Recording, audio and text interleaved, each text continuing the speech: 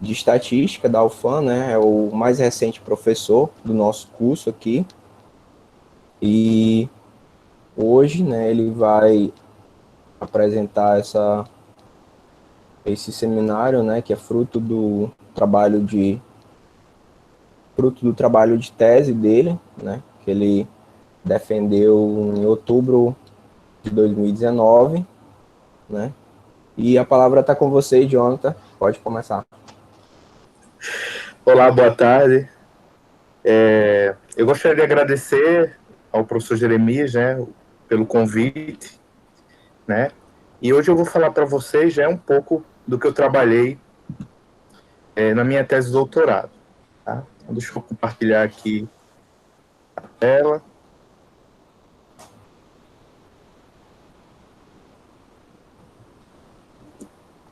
Jonathan, só avisando, né, a Oi. apresentação está sendo gravada, né, que nós iremos postar no canal do YouTube, né, da pós-graduação, né? E aí, quem não acompanhou aqui no momento que está acontecendo, né, poderá acompanhar depois. Certo. Dá para ver a minha apresentação? Sim, sim, pelo menos eu consigo, né, não sei os demais. Todos estão vendo?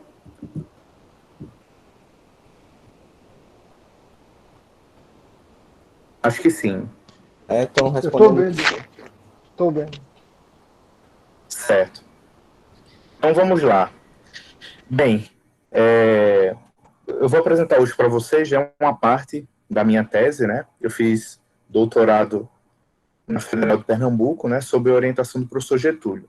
Tá? Então, recentemente nós conseguimos publicar esse artigo, né? E aqui eu vou mostrar para vocês um pouco, né, do que a gente fez lá na minha tese, tá? Então vamos lá. Então a apresentação está dividida nesses tópicos, tá? Primeiro eu vou falar um pouco sobre dar uma ideia mais ou menos de como surgiu essa área de análise estatística de formas, tá? Vou falar também sobre os objetivos gerais assim dessa parte da minha tese e daí eu vou apresentando algumas medidas interessantes que são utilizadas para essa análise, tá? Bem, antes de falar sobre análise estatística de forma, né, eu pensei em colocar, né, falar um pouco sobre dados circulares. Tá? Então, pelo próprio nome, né, dados circulares, a gente já imagina que sejam dados, né, que estejam colocados em um círculo, tá? Então, esse livro, né, desses dois pesquisadores aí, né, é um clássico nessa área de dados circulares, tá? Então, onde a gente pode trabalhar com diversas aplicações, tá? Então, esse gráfico que eu coloquei aqui para vocês, né, é referente a dados sobre tartarugas, né, o ângulo que a tartaruga sai após ela colocar os ovos lá na praia, tá? Então, o biólogo, né, tem interesse em conhecer, né, como é que a distribuição, né, desse deslocamento das tartarugas, tá? Ele pode estar interessado em querer relacionar isso, né, com a posição do Sol, por exemplo, né, com o magnetismo da Terra, com a, com a poluição do ambiente, tá? Então, outras aplicações também, né, em dados circulares, né, o biólogo também pode estar interessado, por exemplo, em ver o ângulo que um determinado pássaro faz, né, para que ele possa pegar impulso, né, para voar, né? Então, existem também aplicações no estudo de direções de ventos, né? Então, eu vi um estudo bem interessante lá na UFPE, né, sobre direções dos ventos lá em Recife, né?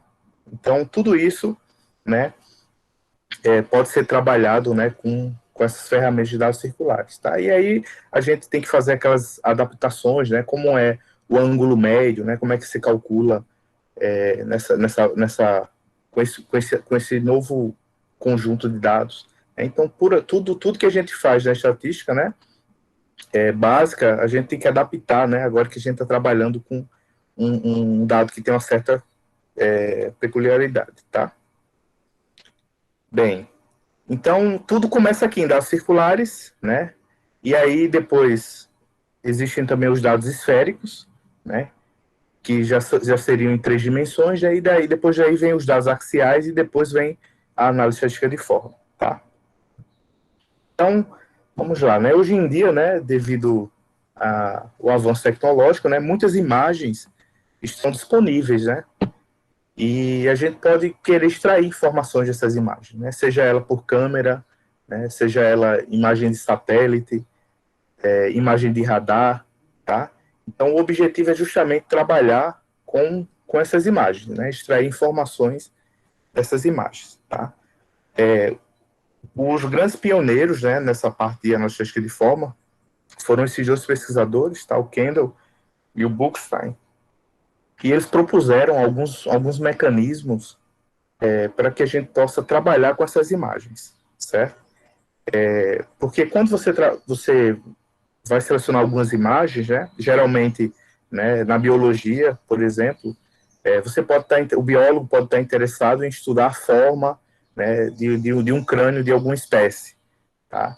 Então, é preciso montar um experimento, né, para poder capturar essas fotos, só que depois é necessário fazer algum tratamento nessas imagens. Por quê? Né? Para evitar, tirar os ruídos que existem nas imagens. Porque mais que você tente controlar todo o experimento, né, sempre vai existir, né, alguns ruídos e isso precisam ser removidos. E o Kendall, né, propôs uma metodologia, né, para trabalhar com essas imagens, e o Bookstein também propôs um método também um pouco diferente, mas depois eles descobriram que existe uma relação entre os métodos que eles propuseram, tá?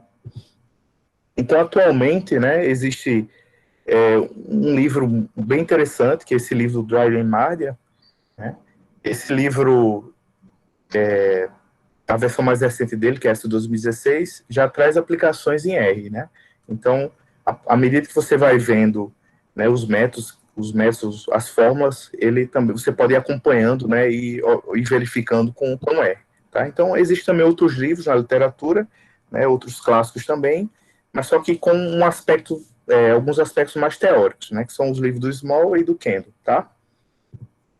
Bem, o que a gente fez no nosso trabalho foi justamente, né, tentar ligar as técnicas de machine learning, né, justamente para trabalhar com o tipo de dados que a gente vê lá na análise de forma. Tá? Então, sendo bem simplista, né, falando um pouco sobre aprendizado de máquina, né, que hoje em dia se fala muito em machine learning, né, em big data, né, e foi com isso que a gente trabalhou na minha tese. Eu não caí de paraquedas, né, nessa área, né, desde da minha graduação, que eu já tive contato, né, com algumas técnicas. No meu mestrado eu pude trabalhar, né, um pouco mais a fundo, e no meu doutorado, né, eu também resolvi, né, em conjunto com o professor Getúlio, para a gente poder, né, tentar adaptar essas técnicas para a análise de forma, tá? Então, sendo bem simplista, né, basicamente existem dois subconjuntos, né, nessa parte de machine learning, né, existe alguns outros, mas esses aqui são os principais, né, que são o aprendizado supervisionado e o aprendizado não supervisionado. Tá? No aprendizado supervisionado, né, a gente conhece os grupos, né, então eu gosto sempre de dar esse exemplo, né, então vamos supor que você quer fazer um cartão de crédito, né, e aí a pessoa lá vai pegar alguns dados, né, vai pegar sua idade, sua renda, o local onde você mora, se trabalha ou não e outras coisas. E lá, né, depois que a pessoa entrar com esses dados, né, vai lá por trás tem um algoritmo, né, que ele vai tentar classificar você em dois grupos, né, no grupo de pessoas adimplentes e os inadimplentes. Ou até também calcular uma probabilidade, né, por exemplo, qual a probabilidade dessa pessoa aqui ser um adimplente. E no caso do aprendizado não supervisionado, você não conhece os grupos, né? E o objetivo é justamente você tentar detectar padrões, né, existentes nos dados, para que você, né, consiga formar os grupos. Então, esse trabalho, né, focou, né, nessa parte de aprendizado supervisionado, tá? Bem, os objetivos gerais do trabalho, né, justamente esse, né, propor métodos de classificação para análise de formas, né, e também disponibilizar todos os métodos no R.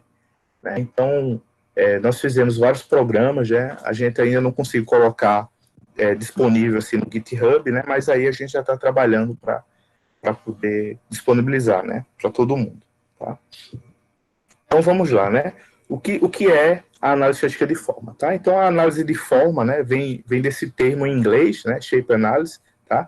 E essa área, ela é responsável por estudar a forma geométrica dos objetos, tá? Então, você tem uma imagem, tá? Então, nessa imagem tem algum objeto de interesse, né? E o objetivo é justamente extrair as informações geométricas dentro dessas imagens, tá?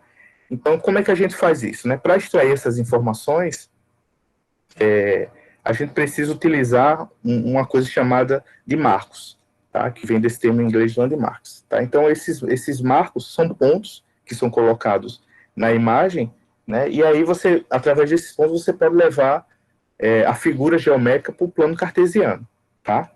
E existem basicamente três tipos de marcos, tá? São os marcos anatômicos, em que um especialista da área, né, ele que vai dizer quais são os pontos mais importantes da imagem, tá? Então, por exemplo, se você pegar um crânio, né, de um gorila, né, então um biólogo, ele vai, de acordo com os estudos, né, dele, ele vai identificar quais são os principais pontos na imagem, né, do crânio do gorila para serem estudados, tá? Existem também os marcos matemáticos, tá? Esse aqui são um pouquinho diferentes, né, dos marcos anatômicos, porque nesse caso aqui, né, os marcos vão ser colocados em algumas propriedades da figura, como pontos extremos, né, como curvatura, certo? E também existe o pseudo-marcos, que é justamente alguns pontos que ficam entre os marcos anatômicos e os marcos matemáticos, tá? Então, aqui tem um exemplo aqui para a gente entender melhor, tá? Então, nessa imagem A, né, a gente pode ver uma figura de uma tartaruga, tá? E na segunda imagem, né, nessa imagem B, a gente tem os marcos matemáticos. Percebam que todos os pontos, né, esses pontos laranjinhas que tem na imagem, né, eles estão justamente em algum ponto assim que tem alguma certa curvatura, né, ou um extremo, certo? E se a gente remover essa imagem, né, vai ficar justamente os marcos. Tá? Então, esses marcos aqui que são levados lá para o plano cartesiano. Tá? Então, eu vou ter uma coordenada no eixo X, né, para cada ponto desse aqui, e vou ter também uma coordenada do eixo Y. Então, perceba que quando eu tiro a imagem, né, a forma geométrica do objeto permanece. Tá? Então, por esses pontos aqui, eu consigo imaginar, né, que isso aqui seria uma borboleta. Tá? E isso aí a gente pode fazer em várias aplicações, tá? E, por exemplo, identificar esquizofrenia, né, em pacientes, estudar formatos de conchas e por aí vai, tá? Bem, aí como eu falei, né, como eu falei lá no começo, né, para a gente trabalhar com essas imagens, a gente precisa especificar um sistema de coordenadas, tá? Como eu falei também, né, os principais sistemas que existem, né, são o sistema de coordenadas de Kendall, tá, e o sistema de coordenadas de Bookstein. Tá?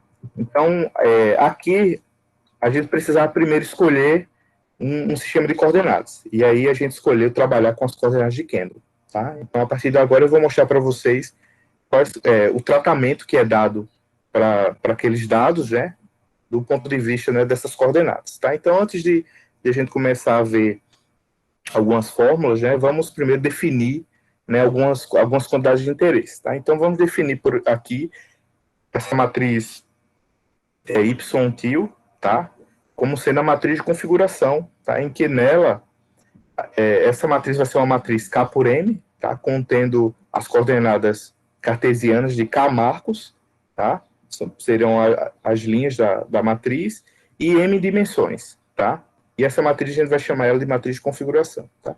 E no presente trabalho, né, a gente vai considerar apenas as situações em que esse K é maior ou igual que 3 e M é igual a 2, ou seja, a gente só vai estar trabalhando com imagens em duas dimensões. Existem também, né, dados com 3 dimensões, né, mas aí a gente quis focar apenas nesse caso aqui, e também era as bases de dados que existiam em maior número, né, era com m igual a 2, né? Que seria no R2, tá? Então, a primeira coisa que é necessário, né, para trabalhar com as coordenadas é justamente transformar a matriz de configuração em um vetor complexo. Tá? Então, qual é a ideia aqui? É justamente você pegar a primeira coordenada, tá, e somar mais o complexo da outra. Tá? Então, aqui, a matriz de configuração, né, esse vetor Z0 seria o vetor complexo, né, referente àquela matriz de configuração. Tá? Então, perceba, vocês podem perguntar assim, por que você vai transformar em números complexos? Né? Então, percebam que aqui já tem uma certa facilidade, né? Então, percebam que eu tenho um vetor, né? E aí eu poderia, por exemplo, supor uma distribuição de probabilidade para esse vetor, coisa que não seria tão simples assim em trabalhar com aquela matriz, tá? E a representação geométrica, tanto da matriz de configuração quanto do vetor Z0 é a mesma, né? Porque no caso dos complexos, né, a gente tem o plano de Argand-Gauss, né? E aí a gente tem a mesma correspondência. Então, o objeto que a gente observa aqui, nesse plano complexo, é o mesmo que a gente observa lá no plano cartesiano. Bem, o segundo passo, né, é remover o efeito de posição, né, de localização dessas imagens. Tá? Então, como é que a gente vai fazer isso? Então, existe essa matriz, né, a chamada matriz de Helmert, né, que ela é muito utilizada para fazer rotações em alguns vetores. E é essa matriz que a gente vai utilizar. Tá? Então, a definição da matriz de Helmert, a matriz de Helmert completa, ela é uma matriz ortogonal, tá, de dimensão K por K, nos quais os elementos da primeira linha são iguais a 1 sobre a raiz de K, e os outros elementos, tá, são formados por essas expressões aqui. Tá?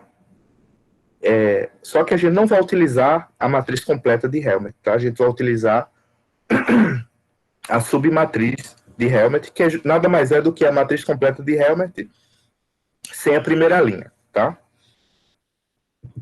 Então, aqui está um exemplo, tá? Se K é igual a 4, a matriz de Helmert é dada por essa expressão aqui, a matriz completa, e retirando a primeira linha, né, dessa matriz, a gente tem a submatriz de Helmert.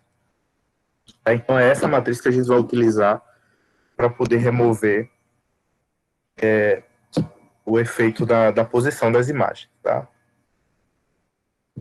Então, vamos lá, né? Então, pegando lá aquele vetor Z0, né, correspondente à matriz de configuração no espaço dos números complexos, a gente vai pegar e multiplicar aquele vetor Z0 pela submatriz de Helmert, obtendo outro vetor, tá? E aí, quando a gente faz essa operação, a gente acaba removendo o efeito de posição de todas as imagens, tá? Então, só recapitulando, né, por que a gente faz isso?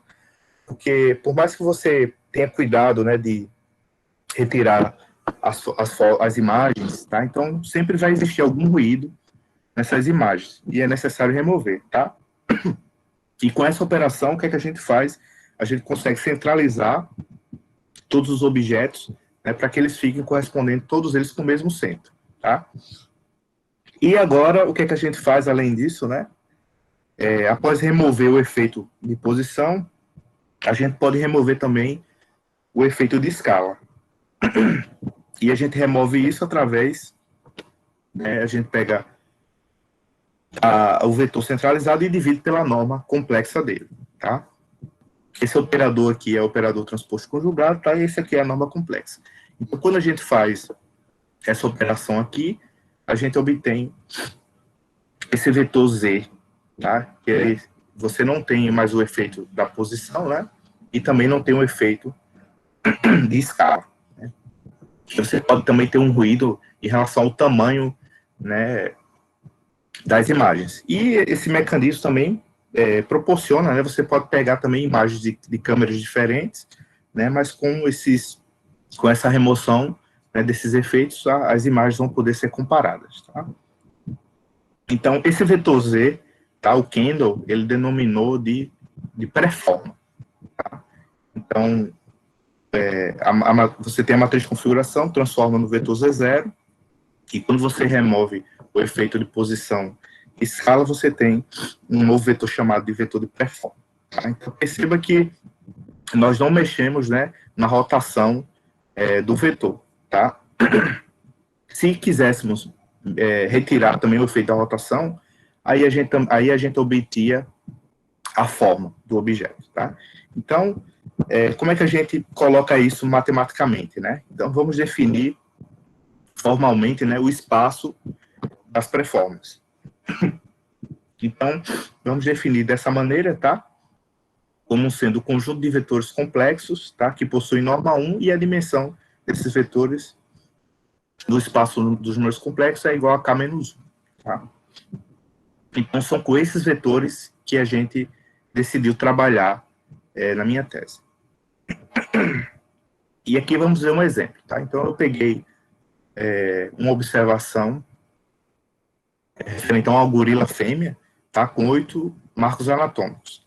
Então, nesse caso aqui, a gente tem que K igual a 8, tá? E essa daqui é a matriz de configuração referente a essa observação. Tá? Então, o primeiro passo é justamente transformar essa matriz em um vetor complexo. Tá? Então, eu vou pegar aqui a primeira coordenada e vou somar, né? Vou multiplicar por raiz de menos 1, né? Que é o número imaginário. Tá? Então, fazendo isso, a gente obtém o vetor Z0, tá? Que fica nesse formato aqui. E agora, o que eu vou fazer é pegar a matriz de Helmert, a submatriz de Helmert, e vou multiplicar por esse vetor Z0 e depois dividir pela norma desse vetor, obtendo, assim, a preforma. Essa daqui é a matriz de Helmert, referente, né, a esses dados, né? E agora, fazendo essas operações, a gente obtém esse vetor aqui, que é o vetor de performance, tá? E aqui tá a imagem, né, o gráfico, né, referente a esses dados, tá? Então, essa imagem aqui, a primeira, é em relação ao dado original, tá? Com aquela matriz de configuração. Então, percebam, né, que o centro dela, né, não é o 0,0, tá? Então, quando a gente multiplica pela submatriz de Helmert, né, aí agora o centro dessa imagem geométrica já fica em torno aqui do 0,0, né, e percebam que a escala permanece, né, e depois, quando a gente divide pela norma, a gente obtém a preforma, tá? Então, esse objeto aqui está centralizado e está removido, e foi removida a escala, tá? Então, esse é o processo que é feito, né, para remover esses efeitos, e aí o produto final, né, é justamente esse dado aqui, e é com esse dado aqui que a gente escolheu trabalhar, tá? No R, né, existe o pacote Shapes, né, e lá tem todos os códigos, né, do que os autores proporam lá no livro, tá? Então, só mostrando aqui alguns comandos para vocês, tá?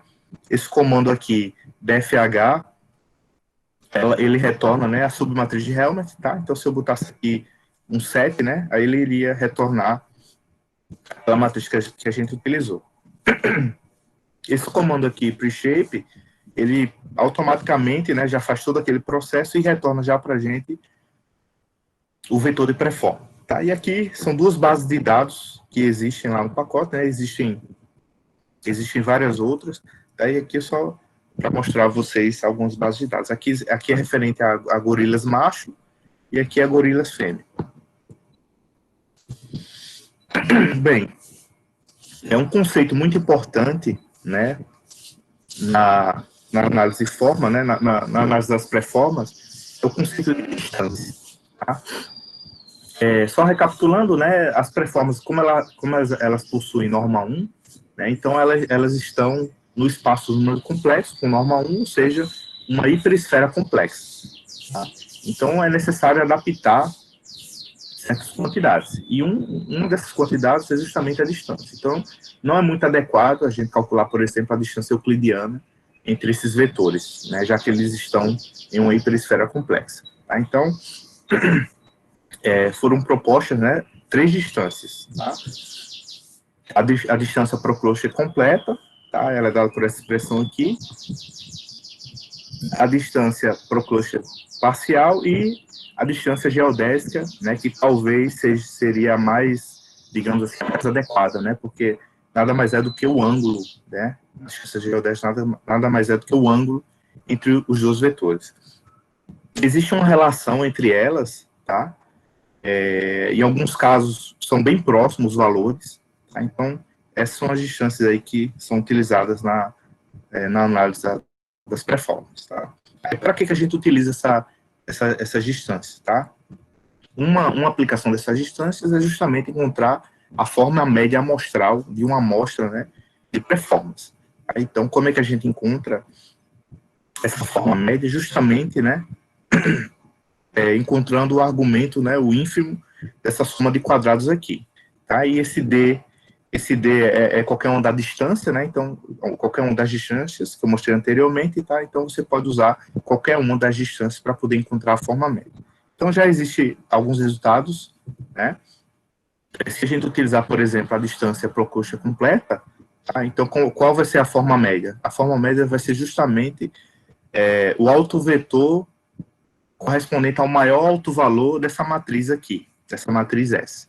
Tá? Essa matriz como produto. Essa matriz é uma matriz recorrente, né, na análise de formas, ela aparece muito, tá? Até para encontrar certos estimadores de máxima verossimilhança, né, dependendo da distribuição que você está trabalhando. Tá? Então, esse aqui é o resultado, né, para a gente calcular a forma média de uma amostra de objetos. Tá? Então, se você utilizasse qualquer outra distância, você iria obter uma coisa bem aproximada, tá? Mas talvez essa seja a única que tem uma forma fechada. Tá? Então, aqui tem um exemplo, né? Eu peguei aqui o banco de dados referente às gorilas, né? São 29 gorilas, e aí eu transformei todos em pré-forma, já todos os dados, e aí tá aí os dados, e com a forma média, né, representada por esses pontos vermelhos aí, e essas linhas, tá? Aí para que a gente utiliza a forma média? Por exemplo, fazer teste de hipótese, né, comparar, né, fazer alguma análise de variabilidade e por aí vai. Uma quantidade também muito utilizada nessa análise, né, é justamente essa transformação aqui, que é chamada de coordenadas tangentes. O que é que essa transformação faz? Tá? Isso aqui é uma matriz de projeção, tá? Então, isso aqui a gente já conhece, que é a forma média, né? Essa aqui é a matriz de identidade, de dimensão K-1, tá? Então, essa matriz aqui é justamente uma matriz de projeção, tá? Então, o que essa matriz faz? Ela projeta, né, o vetor de performance que está naquela hiperesfera complexa, justamente no plano tangente àquela esfera, tá? E após fazer essa projeção, você pode fazer um empilhamento, né, entre as coordenadas reais e imaginárias, formando um único vetor, tá? E aí você poderia utilizar as técnicas usuais de multivariadas, as técnicas usuais multivariadas, né? Pode utilizar análise de covariância, pode utilizar a distribuição normal e por aí vai, tá? Então, só que existe um problema aqui, né? Quando os dados são um pouco heterogêneos, né, essa projeção não é muito boa, então você não consegue representar, de certa forma, assim, no plano tangente, os dados na esfera. Tá? Só que isso aqui é muito utilizado na biologia. Tá? Então, os biólogos pegam as imagens, né, extraem a forma geométrica e aí jogam aí nessa fórmula e obtêm as coordenadas tangentes e trabalham com ela. Tá? Então, mas várias técnicas que foram desenvolvidas, né, para melhorar, na verdade, não para melhorar, para trabalhar com as performances e não apenas utilizar o plano tangente. Tá? Então, nessa figura aqui, só para dar uma ideia, né, isso aqui seria no caso real, né, porque ficaria difícil desenhar uma coisa, uma circunferência complexa, né. Então, basicamente, você tem a observação, né, o vetor aqui, essa aqui seria a forma média, e o que você está justamente fazendo é a projeção, né, que seria esse T aqui, justamente no plano tangente a essa esfera aqui. Então, basicamente, a ideia é essa. Tá? Então, essa ferramenta, né, já é bem conhecida, né? Quem trabalha com geometria, né? Com trigonometria, né? Existem já vários resultados interessantes, e aí esse resultado lá da trigonometria foi trazido para cá, tá? Então, essa é a ideia. Então, a gente poderia trabalhar com as coordenadas tangentes, mas aí a gente também preferiu ficar apenas com as pré-formas. Embora a gente, em alguns métodos que a gente utilizou, a gente também trabalhou com essas coordenadas tangentes, tá? Bem, vou falar agora sobre alguns métodos de classificação, né, que a gente utilizou. Tá? Então, antes de falar dos métodos de classificação, né, só lembrar um pouco, né, sobre a teoria que existe, né, do aprendizagem estatístico, tá? E está muito ligado, né, com machine learning, né, em que o objetivo, né, do aprendizagem estatístico é justamente, né, fazer inferência, ganhar conhecimento, né, tomar decisões, né, construir modelos através de um conjunto de dados, tá?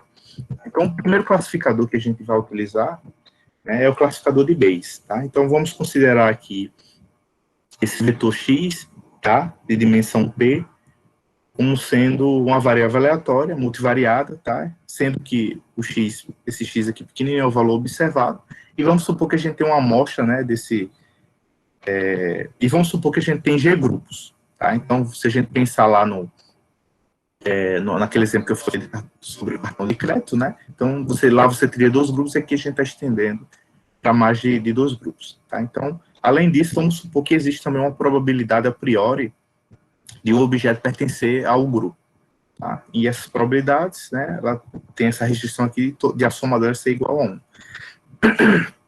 E aí você vai ter que atribuir uma distribuição para cada grupo, tá? E aí você vai ter que estimar os parâmetros, tal. E o classificador funciona da seguinte maneira, tá? Você vai, dado uma nova observação, você vai calcular todos esses valores aqui para o ΔJ, e aquele ΔJ que forneceu o maior valor, né, for o maior valor, aí você vai classificar para esse grupo, certo? Aqui tá, eu estou apresentando aqui apenas uma distribuição, né, para vocês conhecerem, que é a distribuição Big complexa. Essa distribuição, ela é definida no espaço das pré-formas.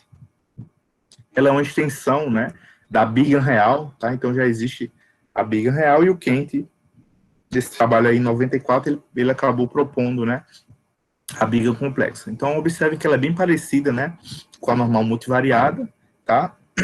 Existe uma relação entre a normal e a distribuição Big, tá? E só que elas são diferentes, né,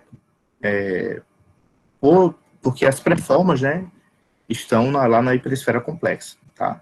Então, essa aqui é a expressão da Big. Existem também outras distribuições, como a Watson complexa, a angular gaussiana complexa, tá? Então, todas essas distribuições que são complexas, elas possuem, né, uma versão real, tá? Então, essa aqui foi uma das distribuições que a gente utilizou, a Big complexa, tá? Então, é necessário estimar essa matriz A, né? A gente supôs, né, que todos os grupos tinham essa distribuição Big. Então, a gente estima, né, para cada grupo essa matriz A, e depois joga aqui nessa fórmula, tá? E faz a classificação. Outro método que a gente utilizou, né, foi baseado na máquina de suporte vetorial, tá? Mais conhecido assim como suporte vector machine, tá? Então, essa proposta aqui por esses pesquisadores foi justamente atribuir um hiperplano complexo, né, para você poder separar os grupos, tá? E esse W aqui representa os coeficientes, tá? Esse φ dizer aqui é uma transformação, né, que é feita você pode fazer no vetor, tá? E esse aqui é o intercepto, tá? Então, mais ou menos aqui a ideia do que seria a SVM, tá? Então, aqui a gente está no caso real, né, caso bidimensional.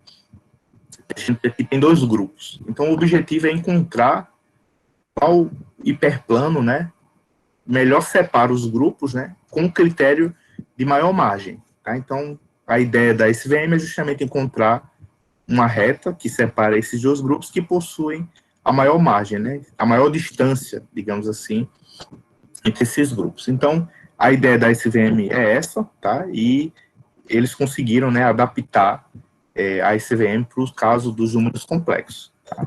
Então, Essa daqui é a expressão, né, de otimização que é necessário resolver para encontrar justamente os coeficientes.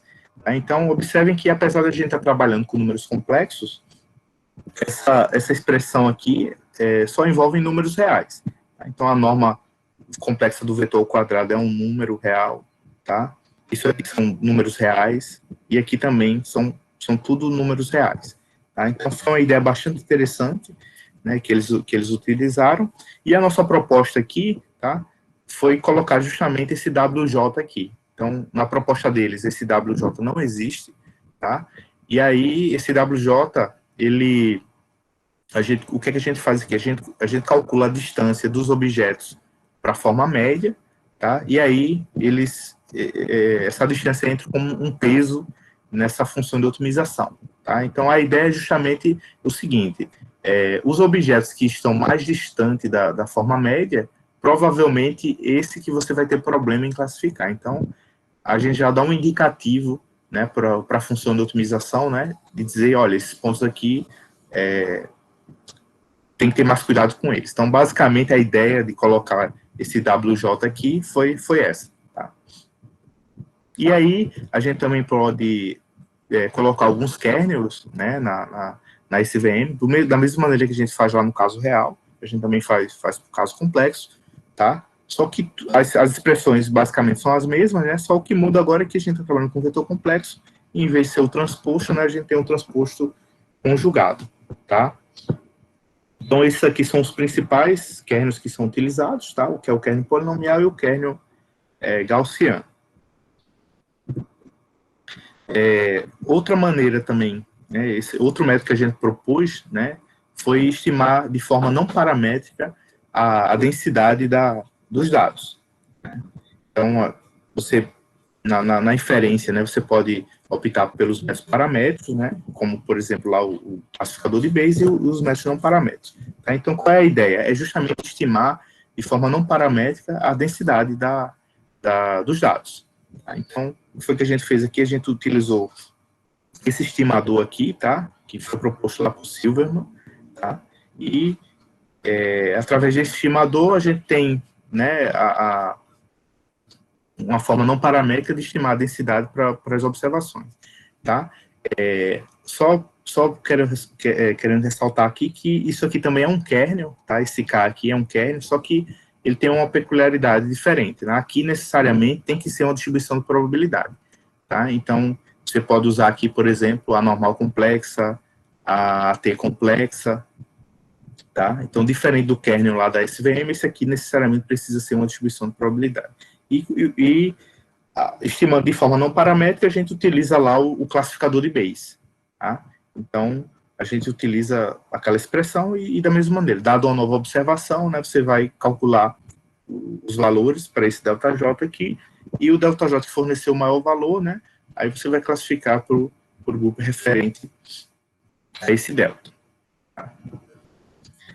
Outro método também que a gente utilizou, né, é o método de Hill Climb, tá? Ele é um método de otimização muito utilizado na computação. Tá? E basicamente, ele funciona da seguinte maneira. Tá? Então, primeiro você constrói uma solução inicial para o seu problema. Tá? Depois, o que é que você faz? Você faz uma mudança em todos os elementos. Né? E aí você vai produzir novas soluções. E aí você seleciona a melhor solução em toda essa movimentação. E depois você vai repetir esses passos até que nenhuma melhora mais seja encontrada. Tá? Então, o que foi que a gente pensou aqui? Existem 4 testes, né, 4 estatísticas de teste muito utilizadas nas performances, que são essas daqui, essas 4. Então, o que foi que a gente pensou? Né? Então, vamos supor que a gente tem 2 grupos. E eu tenho uma nova observação, tá? Então, eu pego essa observação, coloco ela em um dos grupos e calculo a estatística de teste. Depois eu pego essa mesma observação, coloco no outro grupo e calculo a estatística de teste. A mudança que produziu o melhor valor da estatística de teste, no sentido de rejeitar a hipótese nula, né, que as formas médias são iguais, aí eu vou e aloco aquela observação para esse grupo. Tá? Então, a ideia basicamente foi essa. E no caso das coordenadas tangentes, né, caso a gente também utilizou elas. Aí tem também essas estatísticas de testes aqui, que são lá da análise multivariada, tá? Então, a ideia do HillClimb foi essa, e a gente também utilizou, né, esse classificador, tá? O outro classificador também que a gente utilizou, né, que a gente propôs, esse aqui, a gente propôs uma modificação, né, que é justamente baseado em um método de agrupamento, tá? Então, tem um método de agrupamento muito conhecido, né, que é o método de K-médias, né? Eu acho que foi o primeiro método de agrupamento que foi proposto, tá? E aí, nesse artigo aqui, eles propuseram o ProCluster Kernel K-médias, que é justamente utilizar aquela distância ProCluster, que a gente viu lá no começo, em um kernel, tá? Então, lá, nesse artigo aqui, ele prova, né, que essa expressão aqui é um kernel, tá? Nem toda função é um kernel, né? É necessário satisfazer algumas condições, tá? A gente pode... Eu estou me referindo aqui ao teorema de Messier, né? Lá ele estabelece algumas condições para que essa função aqui seja um kernel. Lá no artigo dele, né, ele mostra que para aquelas outras distâncias, né, a distância geodésica e a distância procluster parcial, ela não satisfazem, né, as condições do teorema de Messier, e aí só ficou apenas essa distância. E aí a gente propôs utilizar um método proposto por esses autores, que é justamente você aplicar o método de agrupamento dentro dos grupos, produzindo centroides. Tá? E aí, em vez de utilizar um único ponto para calcular a distância, né, entre o grupo e a nova observação, você tem vários pontos. E aí você vai classificar a observação para o grupo que produziu a menor distância entre todos os centroides. Tá? E por fim, a gente também propôs uma combinação entre esses classificadores, tá? Essas combinações são muito utilizadas, né? Eu posso lembrar aqui do prêmio da Netflix, né?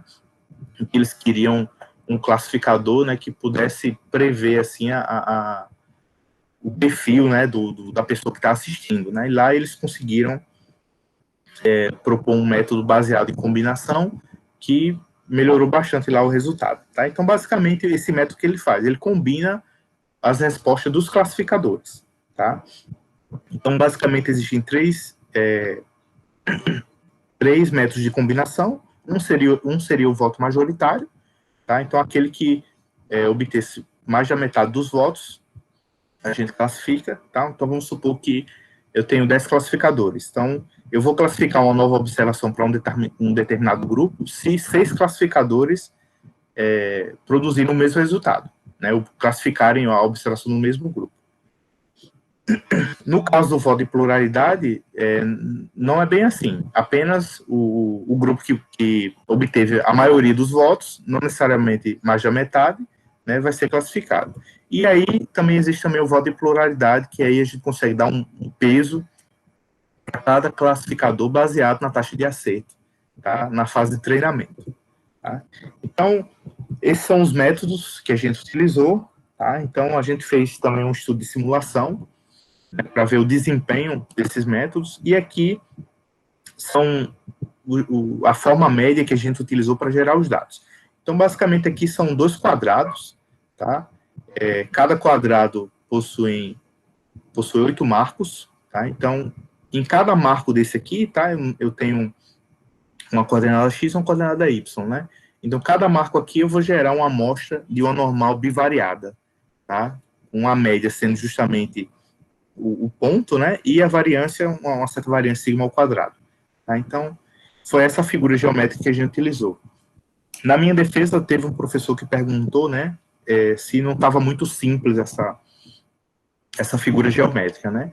E, na verdade, não, porque como a gente quer observar o desempenho dos classificadores, então, primeiramente, a forma média entre os grupos tem que ser diferente, né? Então, eu poderia ter aqui um objeto bem complicado, mas contanto que a forma média seja diferente, né, estatisticamente falando, aí os métodos vão poder, né, classificar sem nenhum problema, tá?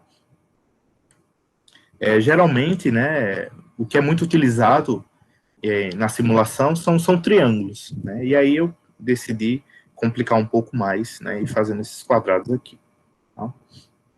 E aí, como eu falei para vocês, né, cada ponto desse aqui vai ser uma normal bivariada, tá? E o que foi que a gente fez aqui? A gente gerou 100 amostras, tá, para aqueles grupos, né? Para aqueles dois grupos, são aquelas formas médias, e aí a gente utilizou o método de validação cruzada, tá? A gente dividiu a amostra em 5 grupos, 5 grupos de 20 observações, né? Em que a gente escolhe um grupo para classificação e os outros para o treinamento, tá? Então, no primeiro passo, a gente utiliza 80 observações para o treinamento e 20 para classificação, e aí a gente faz isso para todas as combinações possíveis, tá? E esses aqui são os valores, né, de sigma ao quadrado, né, que é a variância lá da normal que a gente utilizou para gerar os dados, tá? Então, olhando para a taxa de erro, né, dos classificadores com base na SVM, aqui a gente tem um classificador, a SVM original, né, proposta lá, no caso números complexos, e aqui a gente tem adaptado, né, com aquelas distâncias lá que eu mostrei para vocês anteriormente. Essa aqui é a nossa proposta. Esse tipo é justamente o kernel que está sendo utilizado, tá? O L é de linear, o P de polinomial e o G de gaussiano. Então, percebam que eles produziram um resultado muito parecido, tá? E à medida que o sigma ao quadrado aumenta, né, que é a variância lá da normal, o desempenho deles tende a piorar, tá? Então, aqui, ó, o menor erro aqui para essa variância foi 0,14, tá? Agora, para os outros métodos, a gente também observa a mesma coisa, tá? Então, à medida que a variabilidade aumenta, os métodos tendem a errar mais, tá? Só que nesse caso aqui, a SVM, né, produziu a menor taxa de erro, né, quando você tem uma variabilidade muito grande, tá? Então, essa variabilidade de 0,02 é muito grande lá nos dados que a gente está trabalhando, porque são números bem pequenos, né? Então, na escala, o vetor possui norma 1, então são números bem pequenos, tá? No caso do estimador do classificador de Bayes, a gente utilizou a distribuição Big e a Watson complexa, e no caso do Bayes com a estimação de densidade não paramétrica, tá, a gente utilizou a normal complexa e a T complexa. Tá? Em relação ao Ensemble, né, que é a combinação entre os classificadores, esse sistema de votação, né, que é o VPP, que é o voto de pluralidade ponderado, né, produziu, né, o melhor resultado dentre esses sistemas aqui de votação. Tá? Bem, e em relação aos dados reais, a gente utilizou 3 bases de dados, tá? A primeira base de dados é referente a dados de esquizofrenia, tá? Então, são 13 marcos tomados de imagem, né, de ressonância magnética, do cérebro de 14 voluntários, tá? E 14 voluntários que possuem a esquizofrenia e 14 voluntários, né, que não possuem a esquizofrenia. Então, foi retirada uma imagem, né, de ressonância magnética, e aí o médico atribuiu os marcos anatômicos e foi extraído a forma geométrica do cérebro, né, para a gente poder tomar a decisão, tá, poder classificar. Aí os outros bancos de dados são referentes a animais, né, esse segundo banco de dados é referente a vértebras de ratos, tá, em que existem 3 grupos aqui, né, o grupo de controles, o grupo de vértebras grandes e os ratos, né, que possuem vértebras pequenas. E o outro banco de dados são crânios de macacos, tá? Então, existem outros, né, a gente escolheu apenas esses aqui. Nos 2 casos aqui são 8 marcos, né, e são 20 gorilas, macho e 30 gorilas fêmeas adultas, e no outro é outra espécie de macaco, que seria o orangotango, tá? Então, 24 amostras de orangotangos fêmea e 30 machos, tá? Dos orangotangos. Então, todos eles possuem aqui 8 marcos. Então, nesse gráfico aqui, a gente tem as formas médias, né, para cada um dos grupos, tá? Então, esse aqui para o grupo de gorila, aqui é a vértebra, o grupo de vértebras de ratos. Esse aqui são os dados as formas referentes aos dados de esquizofrenia, e esse aqui para os orangotangos, tá? Então, inicialmente a gente comparou apenas 2 grupos, tá? Então, macho e fêmea para o caso do gorila, macho e fêmea, né, para o caso do orangotango, aqui, no caso das vértebras, a gente só pegou a vértebra grande e a vértebra pequena. A gente queria comparar com o resultado de um artigo que a gente tinha encontrado, tá? A gente encontrou apenas um artigo, né, que trabalhava com mestre de classificação, com esses dados de análise de forma, tá? E a gente queria comparar, então, inicialmente, a gente comparou apenas esses dois grupos. Então, aqui a gente tem as taxas de erro, tá? Então, a gente pode ver que, em relação a SVM, né, o desempenho foi praticamente idêntico, né, para todos os bancos de dados, tá? Não houve diferença, né, assim, entre os métodos. A vantagem que a gente encontrou, né, na SVM com essa distância, né, era que o tempo de execução era menor, né, já que a gente estava dando pesos, né, para aquelas observações que estavam mais distantes da forma média, então aí já era um indicativo que realmente aquele ponto ali iria ser utilizado para calcular o vetor, né, do hiperplano, tá?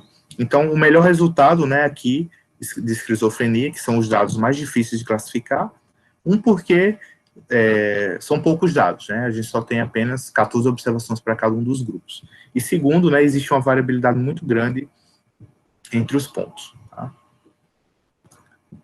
Em relação aos outros classificadores, tá?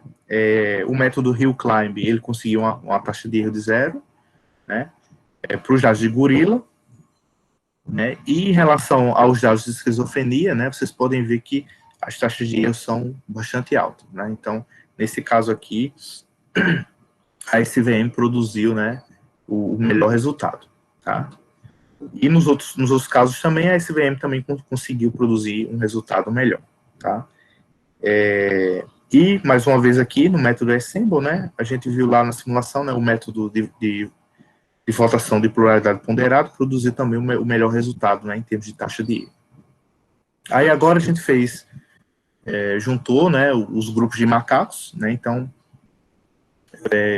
o objetivo era classificar uma observação em 4 grupos, né, que seria gorila macho ou fêmea, ou orangotango macho ou fêmea, e aí, em relação às vértebras, a gente considerou os 3 tipos de vértebra, tá, o controle, a vértebra grande e a vértebra pequena, tá, então aqui, mais uma vez, né, a SVM produziu um resultado muito parecido, né, praticamente o mesmo desempenho, tá? Aqui, que nesse dado da vértebra, ele ainda conseguiu ter um desempenho um pouquinho melhor, né, do que a SVM utilizando as distâncias, tá?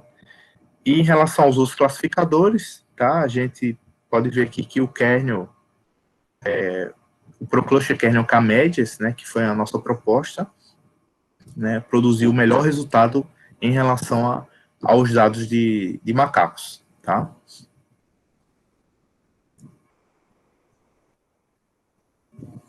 Bem, algumas considerações finais, tá? Então, o que foi que a gente fez, né, de forma geral, foi justamente propor vários classificadores, né, para serem utilizados no espaço das pré-formas.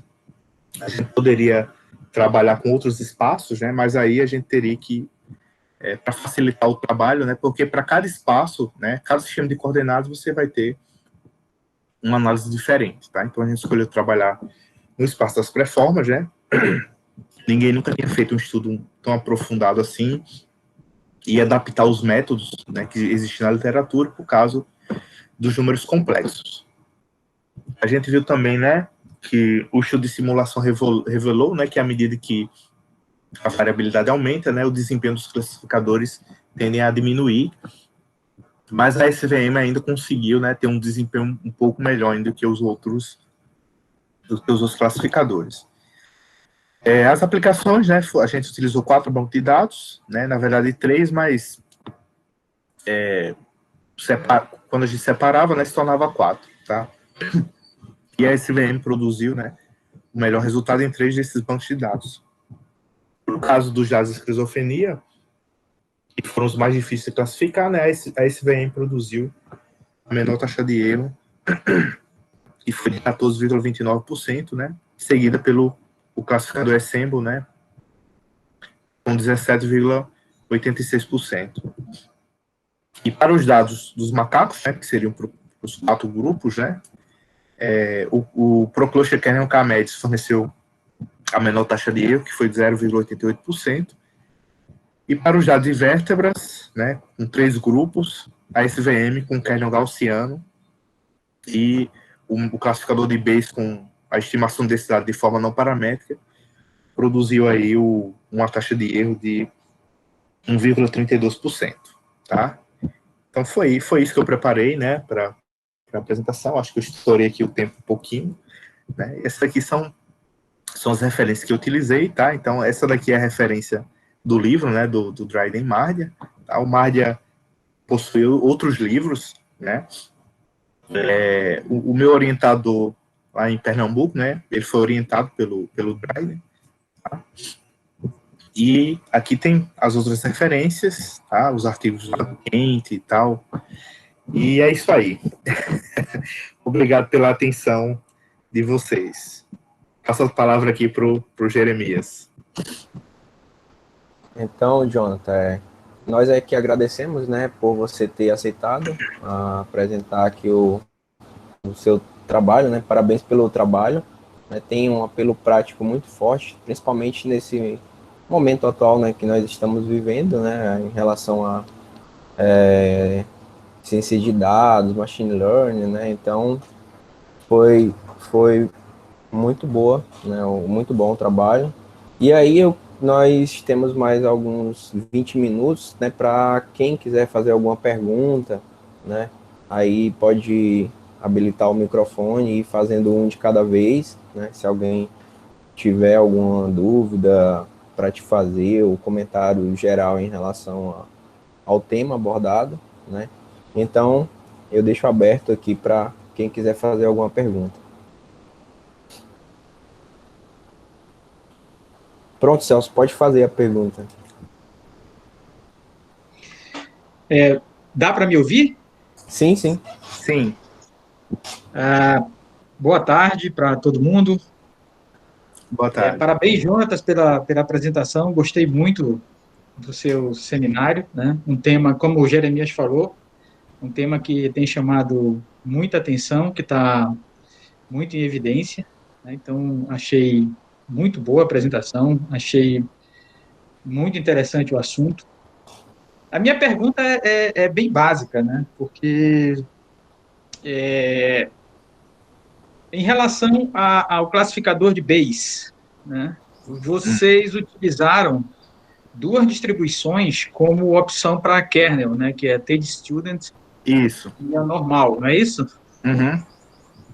Essa primeira pergunta é a seguinte: essa proposta, ela é sua ou ela já aparecia na literatura? Tá? Essa é a primeira pergunta. E eu não sei se eu faço a outra pergunta ou você quer responder primeiro essa. Pode ser, deixa eu responder essa primeiro. Isso. Então, o estimador, né, não paramétrico, já foi proposto, né, pelo Silverman, né? Tem lá no livro, né, sobre estimação não paramétrica, né? E o que a gente fez foi justamente pegar a ideia, levar lá para os números complexos e utilizar um kernel complexo, né? Coisa que, assim, a gente não viu ninguém fazendo isso. Tá? Mas simplesmente é assim, o classificador, na verdade, a ideia, digamos assim, que foi nossa, foi pegar essa estimativa, né, não paramétrica, e jogar lá no classificador de Bayes. Então, basicamente, essa foi a ideia principal do classificador. Não sei se eu respondi sua dúvida. Não, claro. Sim. O estimador de densidade Silverman já é bem antigo, né? Isso. Eu estava exatamente me questionando se essa transição para dados complexos foi feita por vocês, né? E você respondeu que sim, né? Então, digamos que sim.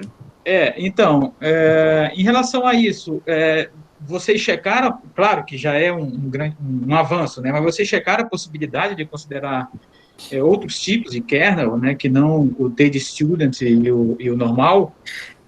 Então, como a gente estava trabalhando com muitos classificadores, né? Aí a gente teve que reduzir algumas coisas, né? Aí, nesse caso, claro que a gente poderia utilizar outras distribuições, né? Contanto que sejam complexas. Isso. Por Você exemplo, sabe, você sabe se existe a possibilidade de trabalhar com isso dentro de um contexto bayesiano, onde você possa, por exemplo, fazer uma estimação de densidades bayesianas e jogar ali naquele classificador? Você já viu então, uma coisa nesse sentido? então, uma coisa que no início a gente queria utilizar como kernel justamente a Watson e a Billion complexa. Só que Uhum. elas envolvem muitos parâmetros e aí você precisava estimar os parâmetros para poder utilizar no kernel. Aí perdi o sentido todinho da ideia, que é um método não paramétrico, e aí você estaria estimando os parâmetros para poder utilizar. A ideia ali é utilizar um kernel que, de certa forma, ele possui uma forma padrão. Por exemplo, a normal complexa, você assumindo que a matriz de covariância é igual à identidade, pronto, você não tem problema nenhum. Tá? Agora, para outra, a T do mesmo jeito.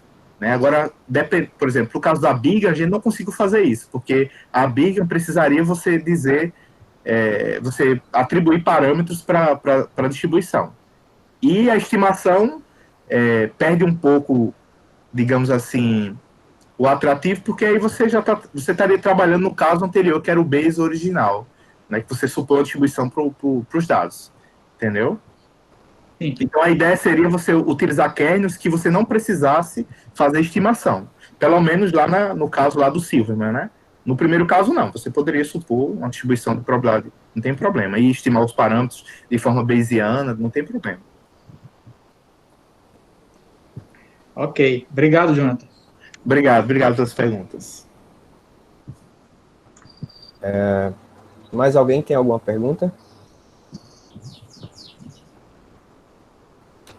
Então, Jonathan, na verdade não é uma pergunta, é só um comentário, né? O Diego Nascimento, né, que esteve aqui também, eu acho que no momento que você foi fazer o concurso, ele apresentou um seminário, e no caso, o seminário dele era de um tratamento, né, em que eram colocado tipo, um capacete, né, na cabeça dos pacientes, e em alguns locais desse capacete tinham eletrodos que emitiam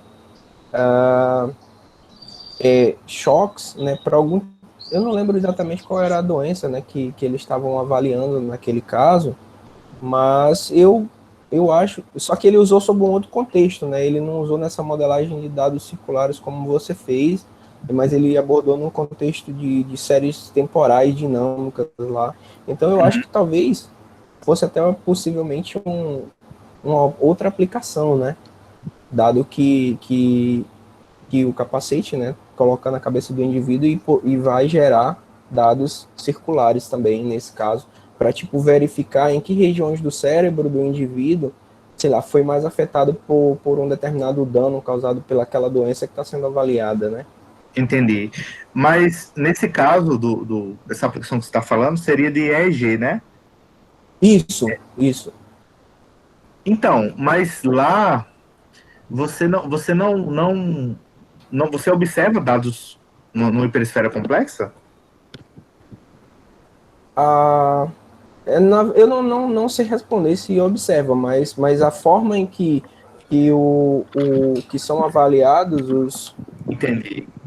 os pontos, né, onde tem possíveis danos cerebrais é é através desse capacete que fica na cabeça do indivíduo, né? E aí tem uma forma circular, mas eu não sei afirmar se de fato poderia. Na verdade, eu só fiz o comentário porque eu acho que talvez seja uma possível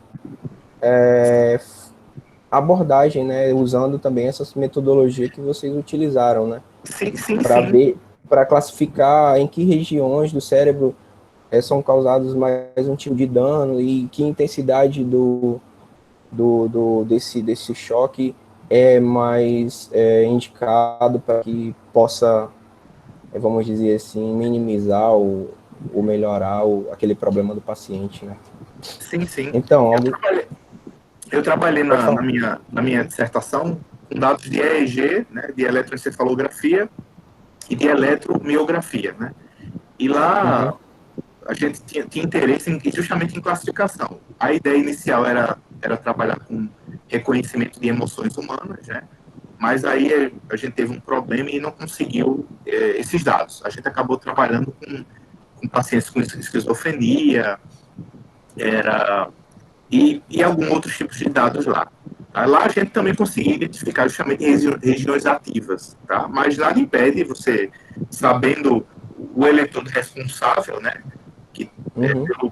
pela intensidade, você levar isso para o plano cartesiano e a gente poderia trabalhar, por exemplo, com a forma geométrica da cabeça e poderia fazer, sim, essas análises que a gente está utilizando, né, que a gente fez aqui também. Poderia, sim. Entendi. Obrigado, Jonathan. Então, alguém gostaria de fazer mais algum comentário, pergunta? Então, como ninguém se manifestou, nós vamos encerrar por aqui, né, a nossa palestra, né? E, Jonathan, você teve um público máximo de 35 pessoas assistindo, né? Isso foi muito bom. E nós, do PPGM, gostaríamos de agradecer, né, por você ter aceitado e pela apresentação muito, muito boa, né, que você fez, né? E até lá. Obrigado a Obrigado, todos. Jeremias. Obrigado a todos, Celso. Muito obrigado. Até a próxima. Obrigado, Jonathan. Tchau, Amazoneida.